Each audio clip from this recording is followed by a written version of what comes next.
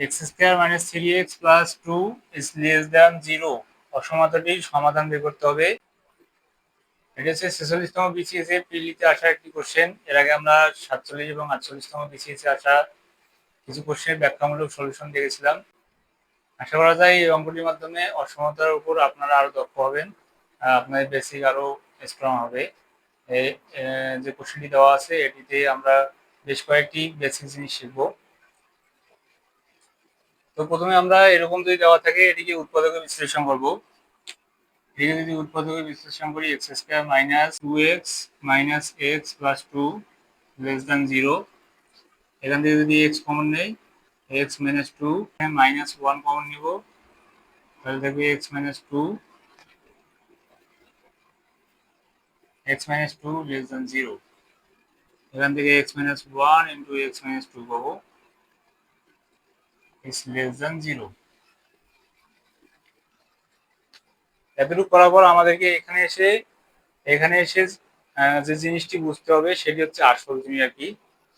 এখানে মূল থিমটি, অসমতাটার মূল থিম এখানেই লুকায়িত আছে। এটি আমাদেরকে ভালোভাবে বুঝতে হবে। এখানে যে জিনিসটি দেওয়া আছে সেটি হচ্ছে x minus one into x minus two. এটির গুণফল, এই দুটি রাশির গুণফল জিরো থেকে ছোট হবে। এখানে একটা রাশি, এখানে একটা রাশি, দুটি রাশির গুণফল জিরো থেকে ছোট হবে। কখন দুটি রাশির গুণফল বা প্রোডাক্ট জিরো থেকে ছোট হয়? জিরো থেকে ছোট হওয়ার যে এখানে সম্ভাবনা সেটা হচ্ছে এই রাশিটির মান যদি মাইনাস আসে এবং এটির মান যদি প্লাস আসে, দুটি যদি মাল্টিপ্লাই করা হয় তাহলে এখানে একটা মাইনাস মান আসার সম্ভাবনা আছে।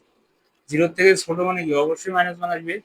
আর একটা সম্ভাবনা আছে, যদি এখানে প্লাস আসে এবং এখানে একটা মাইনাস চিহ্ন আসে, এই দুটি যদি আবার প্রোডাক্ট নির্ণয় করা হয় তাহলে এখানে আবার একটা মাইনাস চিহ্ন আসার সম্ভাবনা আছে। তার মানে এদের রাশি দুটি আছে, এদের রাশির গুণফল জিরো থেকে ছোট হওয়ার সম্ভাবনা আছে যখন এই রাশিটির মান ঋণাত্মক আসবে, এই রাশিটির মান পজিটিভ আসবে, অথবা এই রাশিটির মান পজিটিভ আসবে এবং এই রাশিটির মান নেগেটিভ আসবে। একই সাথে যদি এই রাশিটির মান মাইনাস আসে, এই রাশিটির মানও মাইনাস আসে এবং এটার প্রোডাক্ট নির্ণয় করা হয় তখন এটা প্লাস আসবে। আবার যদি এটা প্লাস আসে এবং এই রাশিটির মানও প্লাস আসে, এটা যদি প্রোডাক্ট নির্ণয় করা হয় তখনও প্লাস আসবে। তো আমরা শুধুমাত্র দুটি ক্ষেত্র, এখানে মাইনাস এখানে প্লাস, অথবা এখানে প্লাস এখানে মাইনাস, এই দুটি শর্ত দ্বারাই আমরা বুঝতে পারতেছি যে এই অংশটি জিরো থেকে ছোট মান আসার সম্ভাবনা আছে। এখন আমরা কত কত মান বসালে এখানে জিরো থেকে ছোট মান পাবো সেটা এখন বোঝার চেষ্টা করবো। প্রথমত আমরা এখানে দেখতে পাচ্ছি এখানে এক্স মাইনাস ওয়ান এবং এক্স মাইনাস টু আছে। এক্স এর মান যদি এখানে ওয়ান বসাই, ওয়ান মাইনাস ওয়ান মানে হচ্ছে জিরো, জিরো এবং এই রাশিটি মান তাহলে যদি গুণ করি তাহলে জিরো ইন্টু এই রাশিটি, তার মানে এটা অটোমেটিক আবার জিরো হয়ে যাবে। তো জিরো লেস দ্যান জিরো এটা তো কখনোই সম্ভব নয়। জিরো সবসময় জিরো সমান, zero not less than zero, zero not greater than zero. আবার এখানে এক্স এর মান যদি টু বসাই, এক্স এর মান যদি টু বসাই তাহলে এই রাশিটির মান জিরো হবে, এই রাশিটির সাথে এই রাশিটির মান গুণ করি তাহলে এটা জিরো হবে। তো zero not less than zero. তো এক্স এর মান আমরা এখানে ওয়ান এবং টু বসাতেই পারবো না, এক্স এর মান ওয়ান এবং টু বসাতে পারতেছি না। এক্স এর মান যদি ওয়ানের থেকে এখন ছোট বা বড় নেই তাহলে কি কাহিনীটা ঘটবে? এখানে এক্স এর মান ধরলাম যে ওয়ানের থেকে আমরা এখানে একটা বড় একটা মান নিলাম, ধরলাম 1.5, ওয়ানের থেকে বড় একটা মান নিলাম এক্স এর মান, এবং এখানে ওয়ান, এখানে হচ্ছে 1.5 minus two less than zero. এখানে বিয়োগ করলে পাবো 0.5 এবং এখানে বিয়োগ করলে পাবো হচ্ছে minus 0.5 is less than zero. 0.5 এবং জিরো মাইনাস 0.5 এটা যদি গুণ করি তাহলে পাবো minus 0.25 is less than zero. এটা অবশ্যই সত্য হবে।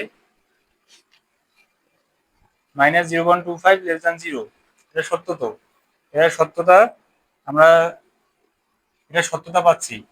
তার মানে এক্স এর মান ওয়ানের থেকে বড় হতে পারে, ওয়ানের থেকে বড় হতে পারে। আমরা বড় নিয়ে দেখলাম ওয়ানের থেকে বড় হওয়া সম্ভব। তাহলে আমরা একটা জিনিস পেলাম, সেটা হচ্ছে এক্স এর মান, এক্স এর যে মান সেটা ওয়ানের থেকে বড় হওয়া সম্ভব। এরপর আমরা এক্স এর মান যদি ওয়ান থেকে ছোট নেই তাহলে কি কাহিনীটা ঘটবে? ধরলাম এখানে 0.5 নিলাম, minus one, 0.5 minus two less than zero. এবার এক্স এর মান জিরো থেকে ছোট, ওয়ানের থেকে ছোট নিলাম, তাহলে এখানে বিয়োগ করলে পাবো মাইনাস 0.5 এবং এখানে বিয়োগ করলে কত পাবো minus 1.5 is less than zero. একটা মাইনাস মান আর একটা মাইনাস মান যদি গুণ করি তাহলে এটা এখানে একটা পজিটিভ মান আসবে। তো পজিটিভ মান এটা কখনোই জিরোর থেকে ছোট হতে পারে না। তাহলে একের থেকে যদি আমরা ছোট একটা মান নেই তাহলে এই শর্ত আমাদেরকে মানতেছে না, এই শর্ত মানতেছে না, তাহলে আমরা একের থেকে ছোট মান নিতে পারবো না, মানটা অবশ্যই একের থেকে বড় পেলাম।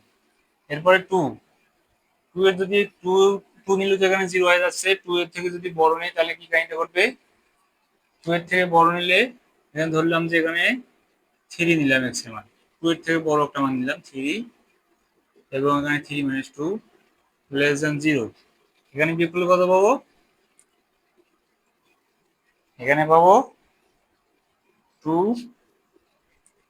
কিন্তু এখানে পাবো হচ্ছে ওয়ান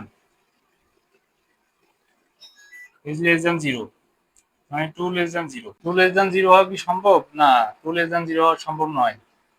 তাহলে আমরা এক্স এর মান টু এর থেকে বড় নিতে পারবো না। তাহলে এখান থেকে আমরা দেখলাম এক্স এর মান আমরা ওয়ান এর থেকে ছোট নিতে পারবো না, আবার টু এর থেকে বড় নিতে পারবো না। এক্স এর মান আমাদেরকে নিতে হবে ওয়ান এবং টু এর মাঝামাঝি যে কোনো একটি মান। তাহলে এক্স এর মান হবে ওয়ান এর থেকে বড়